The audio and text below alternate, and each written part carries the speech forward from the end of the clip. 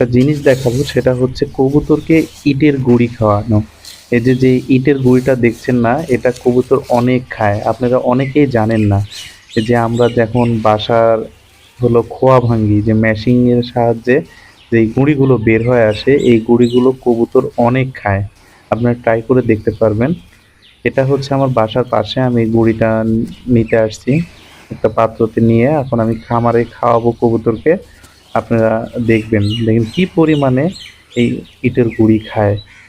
এইটা খাওয়ালে কবুতরের অনেক উপকার আছে, সেটা আমি বলবো। এই দেখতে পাচ্ছেন এই ইটের গুঁড়িগুলো, আমি ইটের গুঁড়িগুলো বাড়ির পাশে এক জায়গায় জড়ো করা আছে, আমি এখান থেকে পাত্র নিয়ে খামারে নিয়ে আসলাম। এ দেখেন খামারে ঢোকার সাথে সাথে কবুতর অলরেডি আমার হাতের উপরে চলে আসছে। মানে এটা তাদের চাহিদা অনেক। আর এটা খাওয়ালে কি হয়, এটা খাওয়ালে হচ্ছে কবুতরের হজম শক্তি যেটা আছে সেটা অনেক বাড়ে।